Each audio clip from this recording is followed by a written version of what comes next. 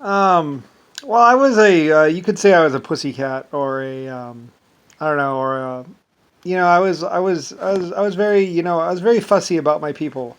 Like I said, both those ships, both ironclads, and basically a lot of other ships. I mean, they were my ships, and like I said, I mean, usually I would fund these things, and I'd basically be like, because it's pretty much my steel, and I'd basically be like, well, we're gonna go ahead and build these things, and we'd met, and people would build them, and then we'd mess around with them.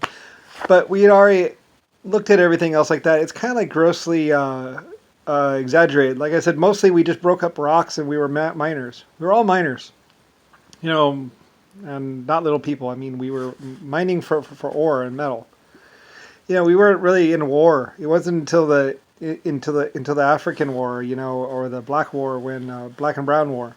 And they would like to say there was an opium thing or something like that, but it's like no, I had plenty of opium. I had 4 different opium fields, China and a few other places, and also Brazil, Mexico, and a few other places. I had opium all over the place. But basically, pretty much the black people or the brown people, they wanted to pretty much take over, and I was alerted and told of this, and basically what their plans were, pretty much, and like I said, well, I had some disagreements, like the Chinese at first, or at least somebody, they really didn't understand, or they there was a little bit of an issue as far as like right of authority and all that other stuff. And at certain points, I had to assert my authority and basically was like, look, no, you're going to follow me. You guys do not know what you're doing, and you're going to get everyone killed. And there were other times when people just didn't care, and they were like, hey, yeah, blow it all up, and we had to stop them as well. And then there's all the accidents and everything else. I mean, a lot of people just, would be born into this world and just not really, it's not their world. It's not their country. It's not their company. And they basically were like, hey, yeah, man, let's go spend it all and just run off. Yeah, yeah. Sorry, I'm sorry about the accent. But anyway, though, they would just grab the money and go, or grab the ship and go. And it's like, no, you're not. That's my ship, and I'm using it.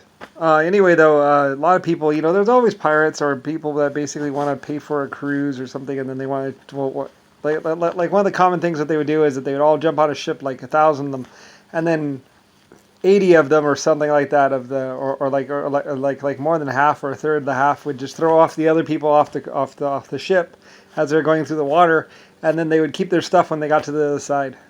So, and maybe their woman and their wife. So men were it was a hard time for men, as they say. So anyway, that would happen a lot too, and I didn't do that, of course. I would never do that because my ships are valid, and also kind of says who you ship it out with.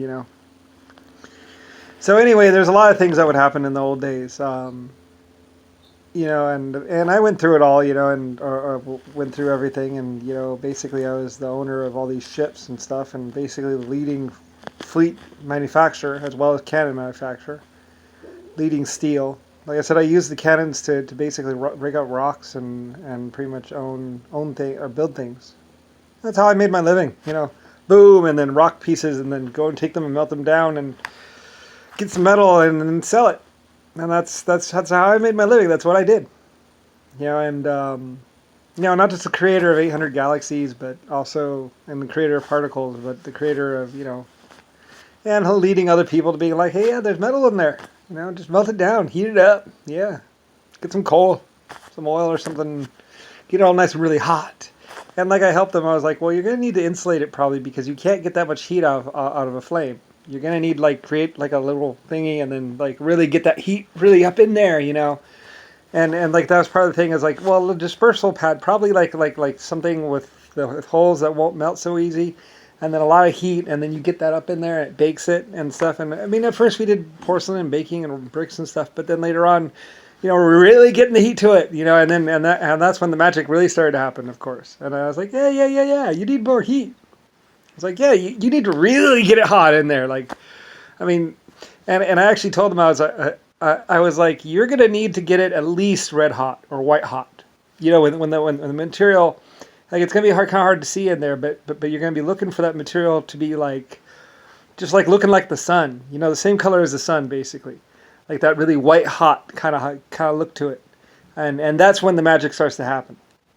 And that's when because otherwise it's just a big ball of goo and stuff. But it's got to get really like white hot or really like really heated up, and then when you get that white glow or that white Lucifer white star. But when you get that glowing look, you know where you can't even look at it, you know, and then that's when the magic's happening, and maybe let it sit there for about 30 minutes at that temperature or something like that, and then start pouring and mess around with it, and then you'll get the hang of it. I was like, you'll get the hang of it. I mean, it's easy, you know. I mean, you just get it really nice and hot, and then you just start pouring it out. I mean, and then you get a mixture of stuff, and then it's all a matter of what you add in. You know, like look for sparkly rock. I said look for rocks with sparkles, you know, kind of glistening, and I was like, look for this other kind of rock, and just kind of try a mixture of stuff.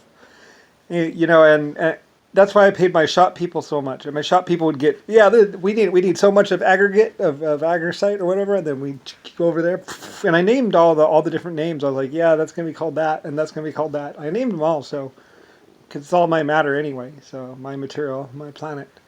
So I named them all, and and they're like, oh yeah, and a little bit of this stuff, and then you put that all in the oven, and then you just cook it down, and then when you come out, nice. Good bill, yeah. Look at that, and then you know all those particles are all mixed up in there. You know you got to get those particles to kind of mix up a little bit. So, you know, as it comes out of the ground, it comes out like different layers and different types and stuff. And plus, you have dust or particles. By the way, there is no space dust. Space dust is basically particles and matter that come off of the sun. You know when the sun's all one thing, you know, that comes off like sparkles, and that's space dust. It goes out, and those are like little metal bits. And then they kind of come around. You know, it's all complicated and everything else like that. It's all space, but it's just like in a foundry, basically, only there's space out there. So, I mean, some things about life and existence are all the same. So, anyway, I told my people that. I was like, yeah. You just got to get it nice and hot, and then there you go. That's how you get your metal. So, people started working for me and following me, so I was like, yeah. I mean, I'm your Lord, I'm your creator, I'm the real Lucifer Star.